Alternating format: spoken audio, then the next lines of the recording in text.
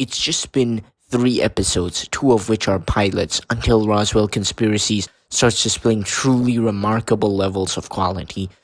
Despite the show being episodic, it directly continues the plot of Whitaker using Shalane as someone who will report back to him about Nick's rogue activity. Partner is a rogue, Shalane. And rogues cannot be trusted to respect the greater picture. I need you to watch him for me. It's a small thing, but how the creators of the show really care about consistency. This episode features an unstoppable assassin robot that's hell-bent on destroying Nick Logan. The mysteries of Nick's father are brought up consistently, and the tension between Nick and Whitaker are at an all-time high. The episode starts with Nick having a disturbing dream about his father's disappearance. The sound of keys jingling is heard in the background. He then calls Walter, the man who impersonated his father for his entire life. If you're completely lost, please watch the first and second episodes of Roswell Conspiracies. It's free on YouTube. The official channel is in the description. But anyways, Walter picks up, but for fear of his life, he asks Nick to find out the answers for himself. Someone was trying to get into his hospital room, and before Nick finds out about that, General Whitaker taps his phone line, demanding that he comes to his office at once. An angry Nick confronts Whitaker on all the secrets that the Alliance keeps from him. But Whitaker responds with, I set them, you respect them. I tell you what to do, where to go, and how to get there. And I can assure you, Walter Logan is not in your caseload. Then Nick is dismissed. However, he hides behind a doorway and hears Whitaker trying to convince Shalane to spy on him. She eventually agrees.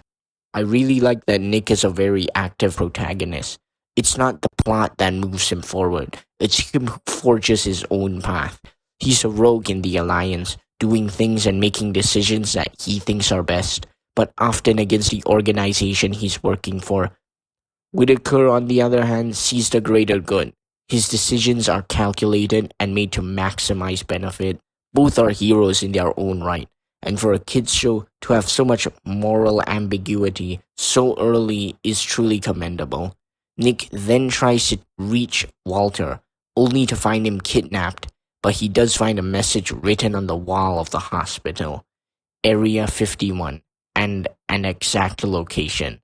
Nick calls Cracker, who, if you don't know, is Nick's personal man in the chair.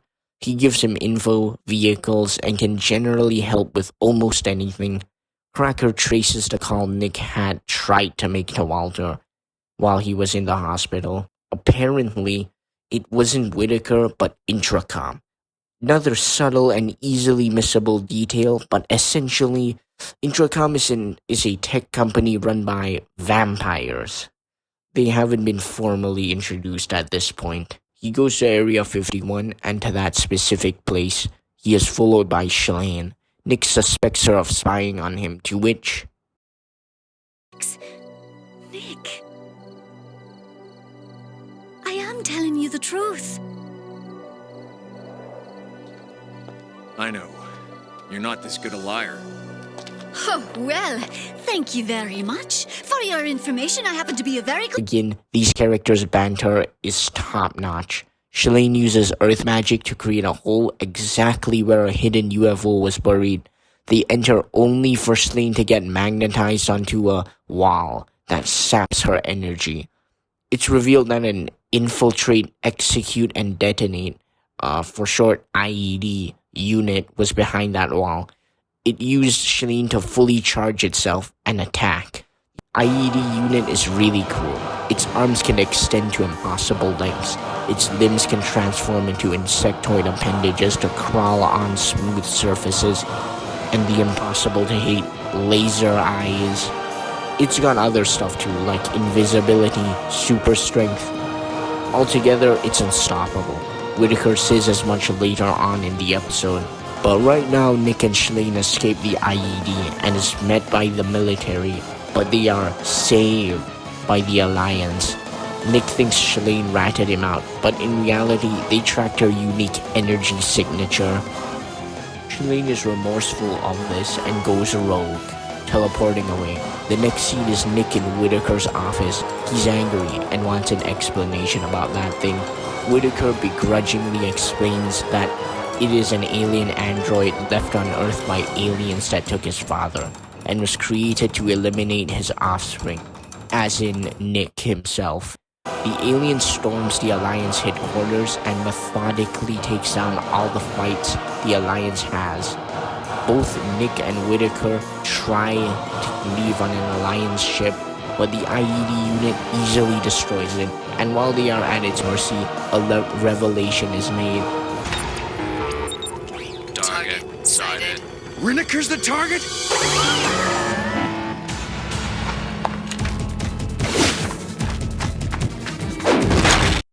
Yeah, it turns out Whitaker was actually the one being hunted, not Nick. This explains why he was so eager to stay with Nick, not because he actually cared, but because he wanted a meat shield, making this scene where he says that the Alliance has got his back all the more hypocritical. Nick, the benefit of joining the Alliance is we take care of our own. Logan's become a complete loose cannon, and if he's finding out too much about us, if the Banshee get him... Well, what do you want to do, sir? Target and lock.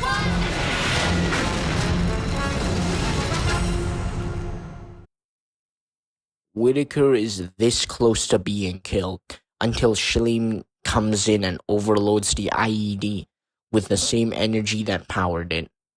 The IED activates the D in its name and blows up, nearly taking Nick and Whitaker with it.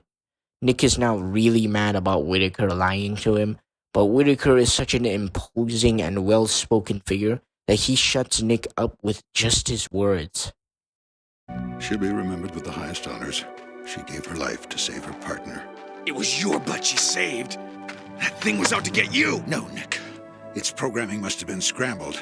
Now, I know you're upset, but I strongly advise you to release me. Get your grieving over with Agent Logan and report back for a new partner assignment. Nick is sad until Earth magic brings Shalane back. Sure, it's a Deus Ex Machina, but I can live with it. This episode really opens your eyes to this show. It's got that spark of quality only great shows have, and this episode leaves you with more questions than answers. Like, what happened to Walter? Why did vampires kidnap him? And who wrote the Area 51 message and why? Only once you've watched the entire show will you have all the answers.